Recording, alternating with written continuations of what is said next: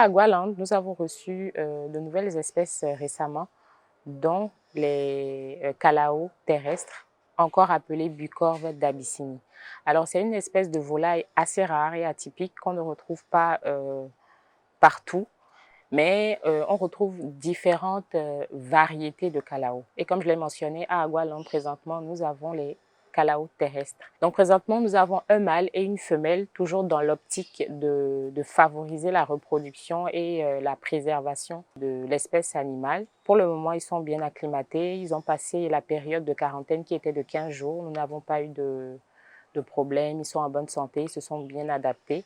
Donc là, nous les avons déplacés dans leur loge finale.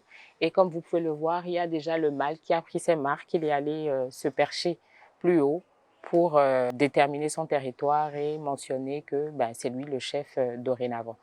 La loge est quand même assez grande puisque ce sont des animaux qui volent très haut et qui se perchent en général. Donc c'est une loge qui a été conçue spécialement pour les recevoir. Donc une fois que vous ferez un tour à Agualand, vous aurez le plaisir de voir l'infrastructure qui a été mise en place pour recevoir ces animaux-là. Comment différencier un calao mâle d'un calao femelle? Alors ça se situe au niveau de la coloration de leur, on peut dire, gorge. Donc le mâle a une coloration rouge au niveau de sa gorge, tandis que la femelle a une coloration bleue.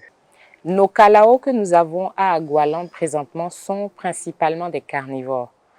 Ils mangent de la viande fraîche, toutes sortes de viandes, que ce soit de la volaille, que ce soit de la viande rouge, du bœuf, du mouton. Tant que c'est de la viande fraîche, eux, ils sont preneurs.